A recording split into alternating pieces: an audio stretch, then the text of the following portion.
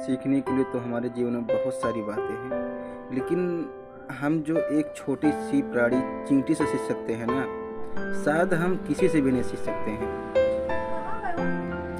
चींटी जो कि एक बहुत ही छोटी प्राणी है, लेकिन हम आप लोगों को ज़िंदगी में बहुत कुछ सीख दे सकती है। पहली बात, फर्स्ट, कि वह हमेशा पॉजिटिव, हमेशा एक्टिव रहती है। आप चींटी से हमेशा पॉजिटिव और एक्टिव रहना सीख सकते हैं। आप चींटियाँ जा रही हों, आप उनके सामने खड़े हो जाइए, आप उनके सामने अपनी अंगुली रख दीजिए, आप उनके सामने कुछ भी कर दीजिए, वो उसके ऊपर से होते हुए गुजर जाती हैं।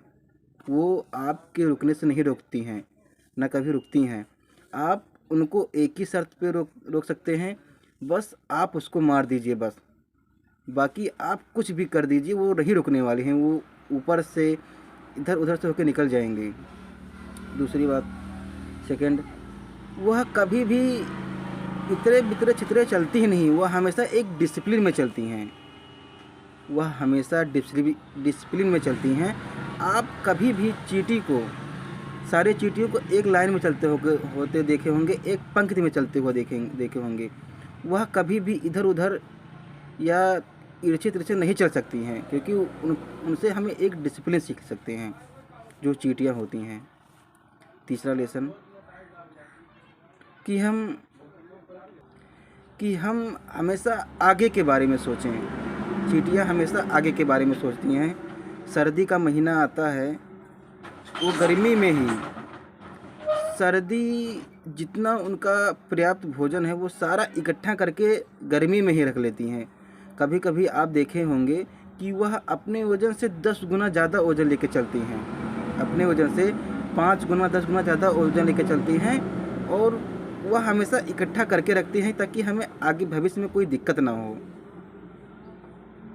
भविष्य में हमें कोई दिक्कत ना हो। चौथी बात, वह आप उनको हमेशा काम करते हुए देख सकते हैं। वह हमेशा कुछ ना कुछ वर्क हमेशा करती हैं। वो अपने आने वाले समय के लिए वो हमेशा भोजन इकट्ठा करती हैं और बहुत सारी एक्टिविटी करती हैं, लेकिन वो हमेशा कंटिन्यू निरंतर लगी रहती हैं अपने काम में। यह है दोस्त अंट फिलॉसफी। एक बहुत ही बढ़िया लेसन है। हम बाज से, ईगल से बहुत कुछ सीख सकते हैं। एक ईगल की उम्र औसतन 70 साल होती है, और एक समय उसकी ज़िंदगी में ऐसा आता है कि 40 साल बाद उसके नाखून और उसके पंख काम करना बंद कर देते हैं। 40 साल बाद उसके नाखून और उसके पंख काम करना बंद कर देते हैं। ना वह शिकार कर सकता है, ना फिर वो उड़ सकता है। अब उसके पास 2 ऑप्शन हैं, या तो वह वहीं मर जाए और ख़त्म हो जाए, या तो वो आगे का उस सारे संघर्ष से गुजर कर फिर निकले और प्रकृति जो उसे नया चोंच और नया पंख देती है उस प्रोसेस से गुजरे वो। लेकिन दोस्त, वो पहला नहीं, वो दूसरा ऑप्शन ही चुनता है।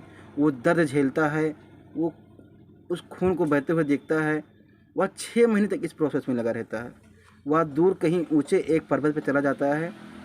उस पर्वत पे जोड़ अपने नाखूनों को रगड़ता है, अपने ही नाखूनों से अपने पंखों को नोचता है। बहुत दर्द होता है दोस्त, बहुत खून बहता है। वह लहूलुहान हो जाता है, और 6 महीने के बाद ही प्रकृति उसे नया पंख और नया चोंच देती है। बाकी वह 6 महीने तक उस प्रोसेस से गुजरता है एक बाज,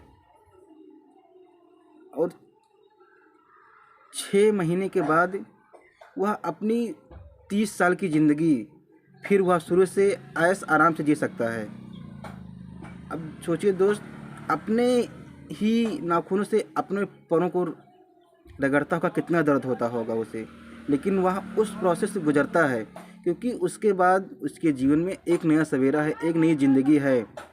या तो वो 40 वर्ष के बाद वहीं तुरंत अपना दम तोड़ दे, या तो वो 30 साल और थोड़ा सा दर्द सह के 30 साल ऐशो आराम की और अच्छी ज़िंदगी जी सकता है। लेकिन दोस्त, वो हमेशा दूसरा ही ऑप्शन चुनता है। बिना संघर्ष किए, बिना दर्द सहे दोस्त, हमें लाइफ में, जीवन में कभी भी कुछ नहीं मिलता है। हमारे सामने हर एक ऐसा सिचुएशन आता है कि हम उससे गुजरें, वो गुजरने के बाद ही हमें एक अच्छा लाइफ, अच्छा जीवन मिलता है।